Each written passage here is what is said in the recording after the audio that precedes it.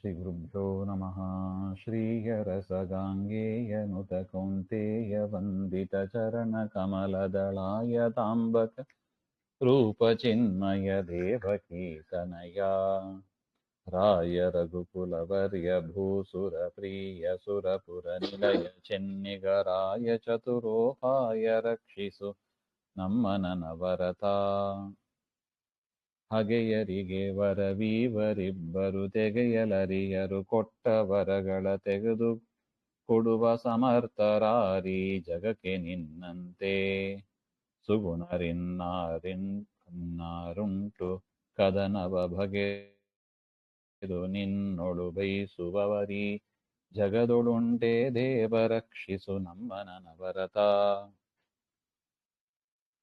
ದೇವತೆಗಳ ವೈರಿಗಳಾದ ಅಸುರರಿಗೆ ವರಗಳನ್ನ ನೀಡುವವರು ಹಾಗೆಂದ್ರೆ ಹೆಸರಾದವರು ಇಬ್ಬರು ದೇವತೆಗಳು, ಅಂದ್ರೆ ಬ್ರಹ್ಮದೇವರು ಮತ್ತು ರುದ್ರದೇವರು. ಹಾಗೆಂತ ಎಲ್ಲಾ ಅಸುರರಿಗೂ ಕೂಡ ಸಾಮಾನ್ಯವಾಗಿ ವರವನ್ನು ಕೊಡುವವರು ಅಂದ್ರೆ ಇವರೇ. ಇನ್ನು ಪಾರ್ವತಿ, ಸ್ಕಂದ, ಗಣೇಶ್ ಅವರೆಲ್ಲರೂ ಕೂಡ ವರವನ್ನು ಕೊಟ್ಟಿದ್ದಾರೆ. ಅವರನ್ನೆಲ್ಲ ಕೃಷ್ಣ ಪರಮಾತ್ಮ ಸಂಹಾರ ಮಾಡಿದ್ದುಂಟು ಆ ಕೃಷ್ಣಾವತಾರದಲ್ಲಿ. ಈ ರೀತಿಯಾಗಿ ಆದರೆ ಪ್ರಧಾನವಾಗಿ ಮ್ಯಾಕ್ಸಿಮಮ್ ಅಂತ ನೋಡಿದರೆ ವರ ಕೊಟ್ಟವರು ಅಂದ್ರೆ ಬ್ರಹ್ಮದೇವರು ಮತ್ತು ಶಿವ. ಹಾಗೆ ಅಂತ ನಾವು ನೋಡ್ತೀವಿ ನೋಡಿ, ಹಿರಣ್ಯಾಕ್ಷ, ಹಿರಣ್ಯಕಶಿಪು, ರಾವಣ, ಎಲ್ಲರಿಗೂ ಜರಾಸಂಧ, ಎಲ್ಲರಿಗೂ ಇವರದೇ ವರ. ಆದರೆ ಈ ಅದರಿಂದ ಏನಾಗ್ತದೆ, ಅವರ ಕೆಳಗಿನವರು ತಾರತಮ್ಯದಲ್ಲಿ ಅವರಿಗಿಂತ ಕೆಳಗಿನವರು ಬ್ರಹ್ಮರುದ್ರರಿಂದ ವರ ಪಡೆದವರನ್ನ ಏನು ಮಾಡ್ಲಿಕ್ಕೆ ಆಗೋದಿಲ್ಲ. ಇಂದ್ರಾದಿ ದೇವತೆಗಳು ಏನು ಮಾಡ್ಲಿಕ್ಕೆ ಆಗೋದಿಲ್ಲ. ಯಾಕೆಂದ್ರೆ ತಮಗಿಂತ ದೊಡ್ಡವರಾದ ಬ್ರಹ್ಮರುದ್ರರಲ್ಲಿ ವರವನ್ನು ಪಡ್ಕೊಂಡಿದ್ದಾರೆ ಆ ದೈತ್ಯರು, ಆ ದುಷ್ಟರು. ಅದರಿಂದ ಮತ್ತು ಅವರನ್ನೇ ಹೋಗಿ ಕೇಳಲಿಕ್ಕೆ ಬರೋದಿಲ್ಲ. ಇಂದ್ರಾದಿ ದೇವತೆಗಳಿಗೆ ತೊಂದರೆಯಾದಾಗ ಆ ದೈತ್ಯರನ್ನ ಸಂಹಾರ ಮಾಡಿ ಅಂತ ಕೇಳಲಿಕ್ಕೆ ಬರೋದಿಲ್ಲ. ಯಾಕೆ? ತಾವೇ ವರಗಳನ್ನು ಕೊಟ್ಟಿದ್ದಾರೆ. ಕೊಟ್ಟ ಮಾತನ್ನ ಅವರು ಮೀರೋದಿಲ್ಲ. ಅದರಿಂದ ತಾವು ನೀಡಿದ ವರಗಳನ್ನು ಹಿಂತೆಗೆದುಕೊಳ್ಳಲು ಅವರಿಗೆ ಸಾಮರ್ಥ್ಯ ಇರೋದಿಲ್ಲ. ಆದರೆ ವರವ ನೀಡುವಂತೆ ನೀಡಿದ ವರವನ್ನು ಹಿಂತೆಗೆದುಕೊಳ್ಳುವ ಸಾಮರ್ಥ್ಯ ಹೊಂದಿರುವ ದೇವತೆ ಅಂದರೆ ನೀನೇ. ಈ ದೇವತೆಗಳು ಕೊಟ್ಟ ವರವನ್ನ ವಾಪಸ್ ತೆಗೆಯುವ ಸಾಮರ್ಥ್ಯ ಇರೋದು ಪರಮಾತ್ಮ ಒಬ್ಬನಿಗೆ. ನಿನ್ನಂತ ಕಲ್ಯಾಣ ಗುಣಪೂರ್ಣರಾದವರು ಬೇರೆ ಯಾರು ತಾನೇ ಇದ್ದಾರೆ? ಹಾಗೆ ಅಂತ ನಿನ್ನೊಂದಿಗೆ ಯುದ್ಧಕ್ಕೆ ತೊಡಗಿ ಜಯಿಸುವವರು ಈ ಜಗತ್ತಿನಲ್ಲಿ ಯಾರ್ಯಾರು ಇಲ್ಲಿ ನೋಡಿ. ಹಿರಣ್ಯಾಕ್ಷ ಅವನು ವರಾಹದೇವರಿಂದ ಸಂಹರಿಸಲ್ಪಡ್ತಾನೆ. ಅದರಿಂದ ಹೇ ದೇವನಾದ ಶ್ರೀಹರಿ, ನೀನು ನಮ್ಮನ್ನು ಸದಾ ರಕ್ಷಿಸು. ದೈತ್ಯರ ಓಟಲ ನಾಶ ಆಗಬೇಕು. ನಮ್ಮ ಇಂದ್ರಿಯಗಳಲ್ಲಿ, ಮನಸ್ಸಿನಲ್ಲಿ ಗಟ್ಟಿ ಕೂತಿರ್ತವು. ಅದಕ್ಕೆ ದೇವರ ಸ್ಮರಣೆ ಆಗೋದಿಲ್ಲ. ದೇವರ ಸೇವೆ ಮಾಡುವುದರಲ್ಲಿ ತೊಂದರೆಗಳು ಬರುತ್ತದೆ. ಅವರನ್ನು ಉಳಿಸ್ಬೇಕು. ಹಾಗೆಂದ್ರೆ ಮತ್ತೆ ಹರಿವಾಯಿ ಗುರುಗಳಿಗೆ ನಾವು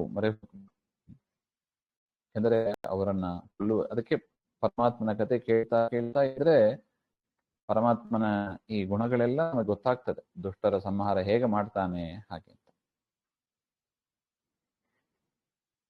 ದೈತ್ಯರು ಬ್ರಹ್ಮ ಹಾಗೂ ಶಿವರನ್ನ ಆರಾಧಿಸಿ ಅಜೇಯತ್ವ, ಅಬದ್ಧತ್ವ ಮೊದಲಾದ ವರಗಳನ್ನ ಪಡೀತಾರೆ. ಅಂದ್ರೆ ಬೇರೆಯವರಿಂದ ತಾನು ಸೋಲಬಾರದು, ತಾನೇ ಗೆಲ್ಲಬೇಕು.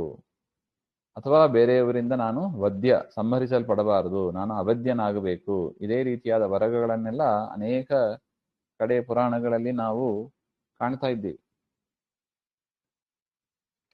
ಅದರಿಂದ ಏನಾಗ್ತದೆ, ವರ ಪಡೆಯುವ ತನಕ ಅವರು ತಲೆಬಾಗಿ ಇರ್ತಾರೆ. ವರ ಬಂತು ಬೀಗ್ತಾರೆ. ಲೋಕನಾಶಕರಾಗಿ ಅವರು ಹಿಂಸಕರಾಗಿ ಇರ್ತಾರೆ, ಲೋಕಕಂಟಕರಾಗಿ ಇರ್ತಾರೆ. ಆದರೆ ಏನ್ ಮಾಡೋದು, ವರ ಕೊಟ್ಟಾಗಿದೆ, ಕೊಟ್ಟ ಮಾತು ತೆಗೆದುಕೊಳ್ಳಿಕ್ ಬರೋದಿಲ್ಲ. ದೇವತೆಗಳಿಗೆ ಒಂದು ಮಾತು ಅಷ್ಟೆ. ತದನಂತರ ಅವರೆಲ್ಲರೂ ಹೋಗಿ ಪರಮಾತ್ಮನಿಗೆ ಮೊರೆ ಹೊಕ್ಕಾಗ ಪರಮಾತ್ಮ ತಾನು ಅವತಾರ ಮಾಡಿ ಅಂತಹ ಅಸುರರನ್ನ ಧ್ವಂಸ ಮಾಡ್ತಾನೆ ಅಂತ ಇದು ಪ್ರಸಿದ್ಧ. ಆದರೆ ನೋಡಿ, ಯಾವ ಅಸುರನು ಕೂಡ ಅವನು ಪರಮಾತ್ಮನನ್ನ ತಪಸ್ ಮಾಡಿ ವರ ಪಡೆದದ್ದು ಅಂತ ಇಲ್ಲ ನೋಡಿ. ಎಲ್ಲರೂ ಬ್ರಹ್ಮರುದ್ರರಿಂದಲೇ ವರವನ್ನ ಪಡೀತಾರೆ. ಇದೊಂದು ವಿಚಾರ ನಾವು ಅಬ್ಸರ್ವ್ ಮಾಡಬೇಕಾಗಿದೆ. ಅದರಿಂದ ವರವನ್ನು ಕೊಡುವ ಅವರಿಬ್ಬರಿಗೂ ಕೂಡ ತಮ್ಮ ವರವನ್ನ ಹಿಂತೆಗೆದುಕೊಳ್ಳುವ ಸಾಮರ್ಥ್ಯ ಇಲ್ಲ ಎಂಬುದು ತಿಳಿಯಬಹುದು. ಅದರಿಂದ ಭಸ್ಮಾಸುರನ ವಿಚಾರ ಪ್ರಸಂಗದಲ್ಲಿ ರುದ್ರದೇವರು ವರ ಕೊಟ್ಟಿದ್ದಾರೆ. ರುದ್ರದೇವರು ಟೆಸ್ಟ್ ಮಾಡೋಣ ಅಂತ ಭಸ್ಮಾಸುರ ರುದ್ರನ ತಲೆ ಮೇಲೆ ಕೈ ಇಡಕ್ಕೆ ಹೋಗ್ತಾರೆ.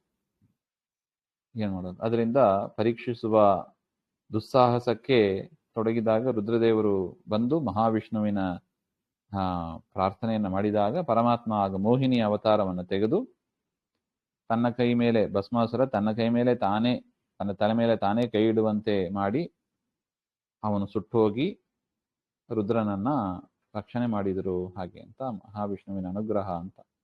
ಮೋಚಿತ ಸಂಕಟ ಶಿವ ಅಂತ ಭಾಗವತ ದಶಮಸ್ಕಂದದಲ್ಲಿ ಬರುತ್ತದೆ. ಇದು ಭಾಗವತದಲ್ಲಿ ಬರುವ ವಿಚಾರ ಇದು. ಇದೇ ರೀತಿಯಾಗಿ ಅನೇಕ ಘಟನೆ. ಹೀಗೆ ವರ ನೀಡುವಂತೆ ವರವನ್ನು ಹಿಂತೆಗೆದುಕೊಳ್ಳಲು ಸಹ ಪೂರ್ಣ ಸಾಮರ್ಥ್ಯ ಇರುವವರು ಶ್ರೀ ಹರಿಯೇ. ಅದರಿಂದ ಅವನೇ ಪರದೇವತೆ ಎಂಬ ಇಲ್ಲಿಯ ಅಭಿಪ್ರಾಯ.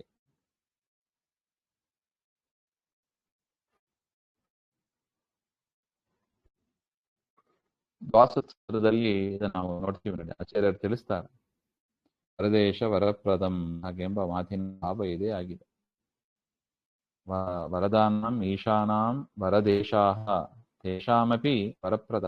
ವರವನ್ನು ಕೊಡುವುದರಲ್ಲಿ ಅಗ್ರಗಣ್ಯರು ಅಂದ್ರೆ ಸಮರ್ಥರಾಗಿ ಅಂದ್ರೆ ಬ್ರಹ್ಮರುದ್ರಾದಿಗಳು, ಅವರಿಗೂ ಕೂಡ ವರವನ್ನು ಕೊಡುವವ. ಅದರಿಂದ ದೇಶ ವರಪ್ರದಂ ಹಾಗೆ ಅಂತ ಮಾಡಿದ್ದಾರೆ. ಅಂತ ಪರಮಾತ್ಮ ಸರ್ವೋತ್ತಮನಾದವನು.